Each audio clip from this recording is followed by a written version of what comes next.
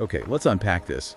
Today we're diving deep into pentacles, risk versus opportunity. Yeah, it's a really compelling dialogue from our source material. It gives such a brilliant window into two fundamentally different ways people approach new possibilities. Absolutely, like a master class in how we see new ventures. Right. Are they threats to what we've built? Or are they, these exciting paths to something bigger? Exactly. Security versus expansion. So our mission today is really to pull out the most important nuggets of wisdom from this exchange.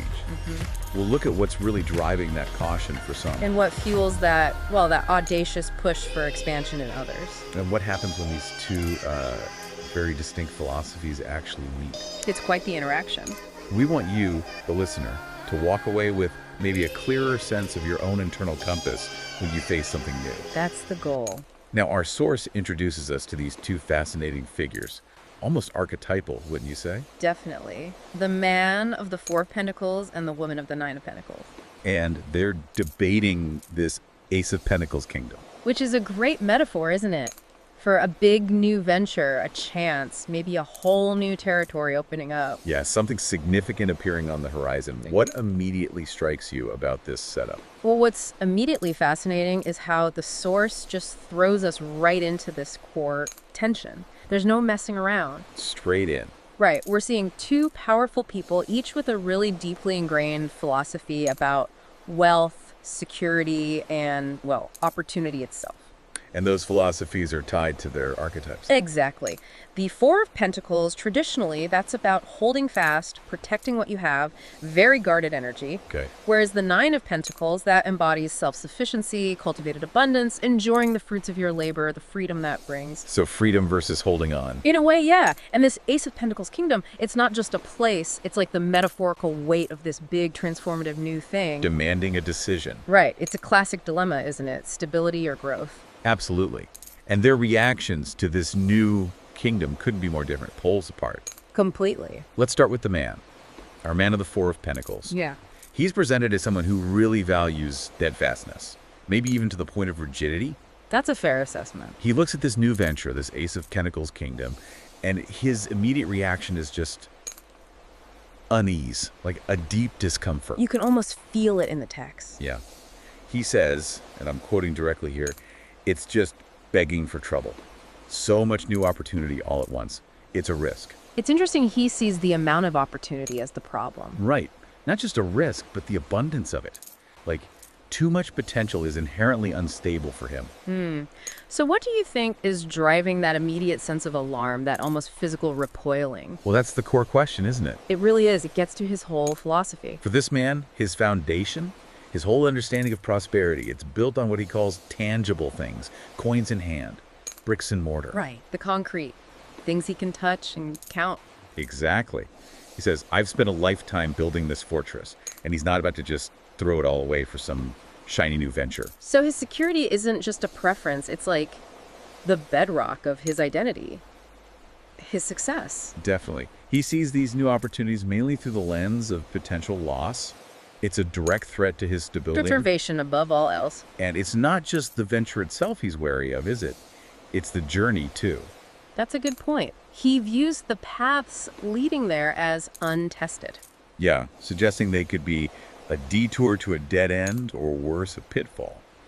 He's worried about the unknown variables of getting there. And the giant coin island, he sees it as not attached to the mainland. Vulnerable to storms. It's a powerful metaphor, isn't it? Something looks good, but lacks fundamental stability in his eyes. It's like it could be swept away. Exactly. He states it plainly. I prefer a certainty over a concept, a potential, a maybe. Predictability trumps promise for him. Guaranteed outcome over abstract riches. Indeed. His whole perspective is just deeply rooted in this desire for concrete security, a detailed plan. He's highlighting the real practical risks. Absolutely. The potential for significant loss when you abandon something secure for something speculative. It's the voice of caution. Protecting accumulated value. Think about someone with a stable job offered a role at a volatile startup. Immense potential upside, maybe? But he'd see the pitfalls first. Exactly. He'd analyze every contingency, every way that secure job could be lost, before even considering the potential gains. It's a strong argument for due diligence, right? For protecting what's established. It really is powerful. So a key insight from him, our fortress builder, is maybe this. While a strong foundation is crucial, overdoing the safeguarding can become a cage. Interesting. A self-imposed cage. Yeah, making us blind to possibilities. Security taken to an extreme can block growth. It makes you wonder about the unseen costs of never taking that calculated leap. So for you, the listener, when a new opportunity pops up, a job, a project, an investment, does your mind jump straight to the pitfalls? The need for that backup plan. Maybe even a backup to the backup plan, like this guy. Is your first instinct to shore up defenses, evaluate threats? Hold that thought. Because the conversation takes this really dramatic turn. Oh yeah, enter the woman of the Nine of Pentacles. Draped in her velvet robe, she's just such a stark contrast. Her posture, her whole vibe. It's totally different energy. Her reaction to the same Ace of Pentacles kingdom is just profoundly different. She hums in amusement. With that subtle, knowing smile. And she counters his concern with risk. My dear fellow, you see a fragile seed. I see a forest of possibility. Boom. An immediate reframing. Effortless, almost. Shifting the narrative from danger to abundance, growth. It's not just opinion, it's a whole different worldview. That's a crucial observation. And what's fascinating is her counter-argument. It's not reckless. No, not at all. It's rooted in a different kind of security. One that comes from strength and resilience, not just possession. Explain that a bit more. Well, she says our success isn't about hoarding. It's about having the freedom to embrace new ventures. That's the key distinction. Freedom derived from success. Right. She believes they've toiled and created a solid foundation, a sanctuary. But for her, that foundation isn't a cage, it's a springboard. So existing success enables future growth. Exactly. Instead of becoming a reason to fear change, it's about active cultivation, not passive protection. And as she completely redefines prosperity, too. More dynamic. Yeah. More organic. Totally. She says it's not defined by the walls I build around myself, but by the garden I've cultivated. That's such a powerful image. A garden versus a fortress. Isn't it? So for her, this new city, this kingdom, it's not an alien threat. It's just another part of the garden. A new seed to be planted and nurtured. A natural extension, not some dangerous, separate thing. She even calls it a gift from the universe. Implying refusing it would be like rejecting a blessing. It really shows how our metaphors shape our choices, doesn't it? Absolutely. And her perspective, it speaks to this profound self-sufficiency, this trust in her own capabilities. She argues turning away would mean they don't trust themselves. Exactly. A sign that we don't trust our own ability to cultivate it. Her confidence isn't in external guarantees. It's internal. Right. Inner strength, resilience, her track record. She says, I do not fear the storm, for I know my roots are deep. Wow. That's a statement about internal fortitude, weathering challenges. And then she asks that critical question, what's the point of being a sovereign if we do not dare to explore our new territories? For her, power and prosperity lie in expansion, discovery, not isolation. She embodies that entrepreneurial spirit, but grounded in a deep self-awareness of her own capacity. That's a profound thought. So the cultivator's takeaway, the woman of the nine, it reveals that real prosperity isn't just accumulation. It's the freedom and confidence to use existing strengths to grow new ventures. Seeing opportunities as natural extensions, not threats. It's a call to embrace growth. Suggesting stagnation, not risk, is maybe the real danger long term. So as you reflect, you listening, how does this perspective resonate?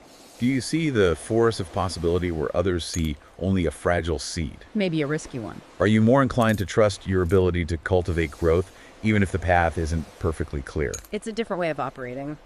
So, okay, we have these two incredibly compelling yet totally distinct viewpoints on the table. Yeah, really clear contrast. On one side, the man, security, tangible assets, a clear plan.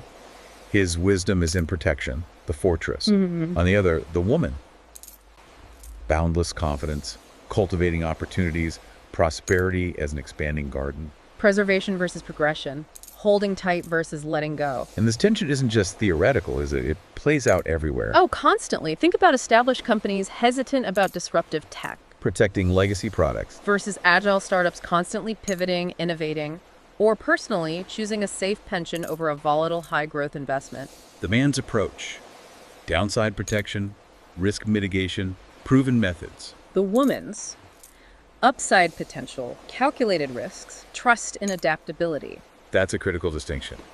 Connecting it to the bigger picture, their whole philosophies differ because of how they define security and success itself. That's the crux of it. One defines it by what's held and protected inside walls. A new venture threatens that. While the other defines it by what can be nurtured, grown, expanded, a new venture is a natural evolution. And it's not about one being right and the other wrong, is it? No, not at all. They seem like two fundamental, equally valid approaches to value and growth. The challenge, of course, is knowing when to lean into which perspective. Exactly. And maybe true mastery isn't picking one, but integrating both. I think so. The man's caution reminds us about due diligence, foundations, safety nets, vital for avoiding catastrophe. But the woman's confidence pushes us beyond comfort zones. All growth involves venturing into the unknown. Right. If the man only builds walls, he might starve inside his fortress eventually. And if the woman only plants seeds without a solid base. Her garden might be vulnerable to any passing storm. The surprising truth is, they kind of need each other. A secure foundation enables confident expansion.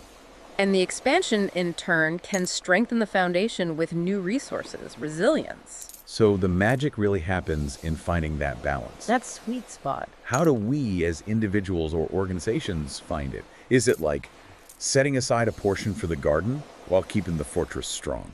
It's a constant negotiation, isn't it? Like in product development, you have your core secure product. Your Four of Pentacles. Funding your bolder experimental ventures. Nine of Pentacles arm, seeking new growth. Precisely. Strategic allocation of resources, time, energy, capital, across both certainties and potential unknowns. And an insightful point here is that sometimes the biggest risk isn't taking a chance. But failing to take any chance at all. Exactly. The world moves. What's secure today might be obsolete tomorrow. So the man's fortress, while safe, could become irrelevant if it doesn't find ways to integrate the woman's drive for expansion. And the dialogue ends with this beautiful, almost grudging concession. A toast. Yeah, the man with the sigh picks up his glass. To the unknown. But he can't resist adding his caveat. Just don't be surprised if I have a backup plan. It's poignant, right? Acceptance, maybe reluctant acknowledgement, but his core is still intact. He'll dip a toe in, but he's got the life raft ready. And the woman just smiles warmly, understanding different paths can still move forward, no judgment. Just understanding diverse strategies towards a shared goal. So this dialogue, it doesn't give a simple answer. It doesn't say one way is better. No, it highlights that crucial balance. That inherent tension in any venture. Stable foundation versus exploring new territories. Both are vital. For long-term success, resilience. Understanding how they play out in your own decisions. Are you building a fortress, cultivating a garden, or maybe doing a bit of both? That can help you approach your own uncharted paths with, well, more clarity, a better strategy. The key isn't eliminating risk, maybe. It's understanding its nature and your capacity to navigate it. What a deep dive. That tension between risk and opportunity, security and expansion, it's fascinating. Yeah, seeing how one single venture, this Ace of Pentacles kingdom, can be seen as both a huge threat to the fortress and a magnificent gift. A new seed for the garden. It really shows how our internal frameworks shape our reality, our choices. Which leads to that important question for you listening as you navigate your own life, in your own kingdom, your career, personal growth, a new project. What truly defines your prosperity? Is it mainly the solidity of the walls you build, safeguarding what you have? Or is it more the vibrant, ever-expanding garden you cultivate, always reaching for new growth? Reflecting on that, it can offer real insights into your own relationship with risk and reward. And maybe show where you might need to adjust your approach. Definitely food for thought. Well, thank you for joining us on this exploration of Pentacles, risk versus opportunity. It's been great digging into this. We hope this deep dive has given you some surprising facts maybe about decision-making and some powerful new insights. Insights to carry forward into your own ventures. Helping you understand not just the choices, but the philosophies driving them. Until next time. Keep exploring. Keep questioning and keep cultivating your own magnificent possibilities.